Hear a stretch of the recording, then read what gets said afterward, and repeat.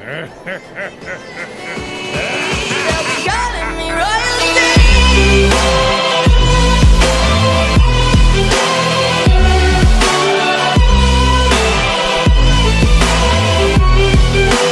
Calling me royalty.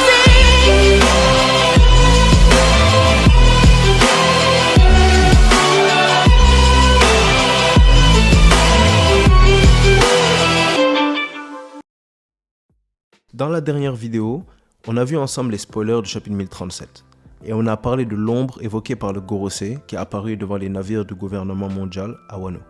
Et je vous avais dit que la théorie la plus probable était celle d'une bête mythique pareille ou semblable à Zunesha. Je me rappelle même vous avoir dit qu'il était même plus probable que ce soit Zunesha étant donné le contrôle que Momonosuke a sur lui et que compte tenu de la situation actuelle de Momo, c'était probablement lui, étant donné que les Minks ne sont pas liés au gouvernement mondial, ce qui expliquerait le mystère autour de l'étonnement du Gorosei. Eh bien, cette théorie vient d'être confirmée. J'ai reçu l'info d'un abonné, information que j'ai ensuite vérifiée, et qui se trouve être vraie. Donc, c'est ce dont on va parler aujourd'hui. Le rapport de Zunesha au gouvernement mondial, comment Zunesha se serait rendu à Wano, et le rôle de ce dernier pour l'Alliance. Alors, donnez-moi vos prédictions en commentaire. En attendant, aimez la vidéo pour nous soutenir, abonnez-vous pour ne rien rater et mettez la cloche pour être notifié d'une vidéo dès sa sortie. Alors, pourquoi est-ce que cette ombre est Zunesha et pourquoi le gouvernement ne le considère qu'une légende? Déjà, il faut prendre en compte le contrôle que le gouvernement, Im et le Gorosei, ont sur le monde. Ils exercent un contrôle total sur tout ce qui relate aux nations alliées au gouvernement, mais pas aux nations libres, comme par exemple Wano. Pourquoi? Parce que le gouvernement ne peut pas se permettre d'annexer les nations par la force, car cela remettrait en cause la justice du gouvernement, qui est la même raison pour laquelle ils ont justifié leur action à Ohara en disant que les habitants de cette terre étaient des diables qui étaient coupables d'un énorme crime, qui allait justement contre le gouvernement mondial et la justice qui œuvre pour la soi-disant préservation de la paix, alors qu'on sait tous que le gouvernement mondial n'est pas aussi propre qu'ils le prétendent. Et Zo est dans la même situation que Wano, une nation qui n'est pas liée au gouvernement et dont même le gouvernement ne connaît pas l'emplacement, étant donné que pour se rendre sur Zo, il est impossible de le faire en fait sans vivre garde, vu que l'éléphant qui le soutient est toujours en constant mouvement. Cette indépendance du gouvernement expliquerait le manque d'informations du Gorosei à son sujet. Quant à la raison de la présence de Zunesha, elle peut s'expliquer par le simple fait que Momo a le contrôle sur ce dernier et peut le commander. Donc, Momo lui aurait tout simplement demandé son aide, étant en situation difficile. Aussi, comment Zunesha se serait rendu à Wano aussi rapidement? Donc pour moi, ça s'explique en gros en deux options. Dites-moi si vous avez d'autres idées, parce qu'il est très possible qu'il y ait d'autres possibilités. Mais moi, c'est les deux options que je considère. La première, c'est que Momo l'aurait appelé sur place, et étant donné la taille de Zunesha, il aurait réussi à s'y rendre vite. Étant donné qu'il est énorme, il fait des pas qui font des kilomètres. Donc il aurait pu, même en situation urgente, se précipiter et arriver à Wano assez rapidement. La deuxième option, c'est que Momo ait demandé son aide depuis l'arc Whole Cake Island, en lui expliquant que le clan Kozuki aurait besoin de toute aide supplémentaire possible pour vaincre son tyran. Et Zunesha, sous l'impossibilité de décliner les ordres de son maître, aurait accepté de les aider. Peut-être même que c'est Zunesha qui a aidé le groupe de Momo à se rendre vers Wano, ce qui justifierait sa proximité et qui expliquerait son arrivée rapide. Mais cette partie, c'est qu'une hypothèse vraiment. Donc, vous vous rappelez les gars, en gros, à la fin de l'arc Zo, au début de l'arc Whole Cake Island, pendant la transition, des équipes se sont formées après que l'Alliance elle-même se soit formée. On a eu le groupe de Luffy qui allait vers Whole Cake, le groupe de Zoro qui était censé aller à Wano avec Trafalgar, etc. Et on avait le groupe de Momo qui était censé rester sur Zo et les rejoindre sur Wano. Donc peut-être c'est à ce moment-là que Momonosuke a demandé de l'aide à Zunesha, et vu que Zunesha ne peut rien refuser à son maître, il a accepté, et voilà, ce qui expliquerait pourquoi Zunesha est justement intervenu aussi rapidement sur Wano. Mais bon, je pense que la première option est l'option pour moi la plus logique, donc pour l'instant c'est celle que j'adopte moi. Dites-moi vous, laquelle des deux vous préférez. Moi, la première option, comme quoi juste, en fait il est énorme, donc il se déplace rapidement et il a pu arriver à temps, pour moi ça fait juste plus de sens. Maintenant, pourquoi est-ce que Zunesha serait là? Quelle pourrait être la raison de sa venue en gros? Selon moi, il y a deux options, mais ce qui est sûr comme on l'a établi récemment, c'est que Momonosuke est la clé à son arrivée. Alors les deux options expliquant la raison de la présence de Zunisha seraient: la première, soit se débarrasser des bateaux du gouvernement. Donc de sa position aérienne, Momonosuke aurait pu voir les bateaux approchant Wano. Et en s'inquiétant justement pour l'alliance Minks Pirate Samurai Ninja, je préfère dire ça comme ça, et de la charge énorme qu'ils avaient à porter lors de la bataille contre les Yonko, il aurait pu demander à Zunisha de venir pour se débarrasser des flottes du gouvernement mondial, ne laissant donc que le CP0 comme membre du gouvernement à affronter.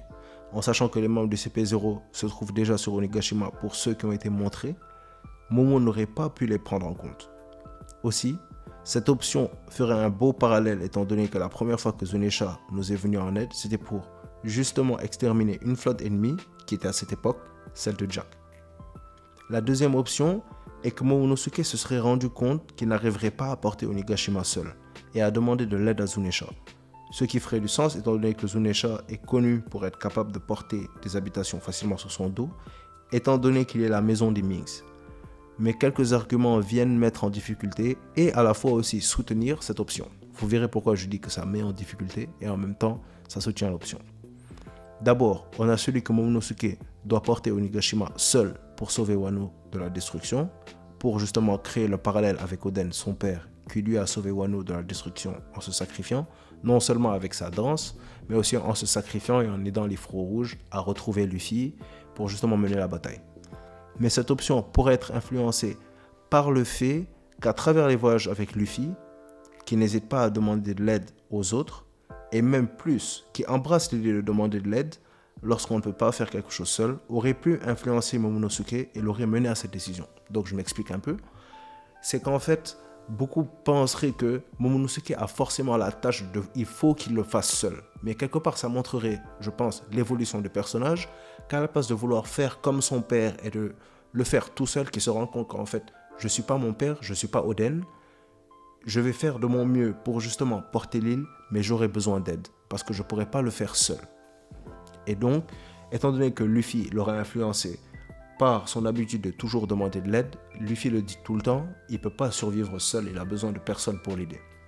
Ça aurait peut-être influencé Momonosuke, et comme ça viendrait aussi complimenter la perspective de Luffy, et permettre à Momonosuke de grandir encore un peu. Franchement, Momonosuke, après Sanji, je le dis tout le temps, c'est sûrement celui qui a le plus bel arc narratif et la plus belle évolution aussi. Donc, ça c'est vraiment bien.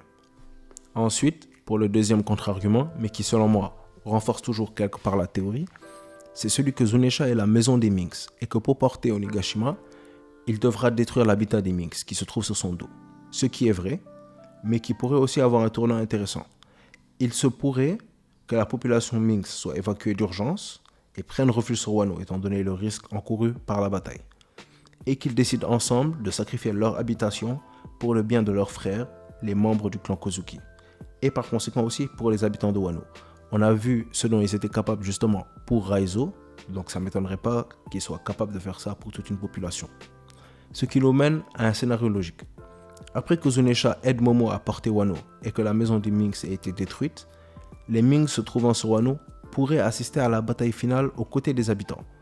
Bien que leur présence pourrait effrayer le peuple quelque part parce que bon, c'est pas tous les jours qu'on voit des animaux qui parlent, mais étant donné que les Minks et le peuple de Wano et surtout le clan Kozuki sont étroitement liés à travers le siècle oublié, et que cette bataille sera sûrement illustratrice de l'ascension de Joy Boy qui est représenté par Luffy, il est essentiel pour ces peuples d'assister à cette bataille, pour justement témoigner de la prophétie. Pour aller même plus loin, une fois la bataille terminée et la maison des Minks détruite, le clan Kozuki pourrait inviter les Minks à habiter à Wano, étant donné que leur lien fraternel dure déjà depuis le siècle oublié ou même peut-être même avant. Ce qui nous donnerait, pour la première fois, une première unification de deux peuples faisant sûrement partie du royaume présent dans le siècle oublié, après la victoire de Luffy, qui est l'incarnation de Joy Boy et qui était sûrement le roi de ce royaume, ce qui nous ferait vraiment une conclusion juste magnifique à la fin de l'arc. Les Kozuki, les habitants de Wano et les Minks, unis qui portent un toast à la victoire des Mugiwara, dont le capitaine est la réincarnation de Joy Boy et de leur ancien roi, contre leurs oppresseurs pour libérer leur terre. Ce serait vraiment une conclusion juste incroyable. La fin de l'arc Wano serait en fait un parallèle au siècle oublié, ce qui fait justement toute la beauté de cette théorie.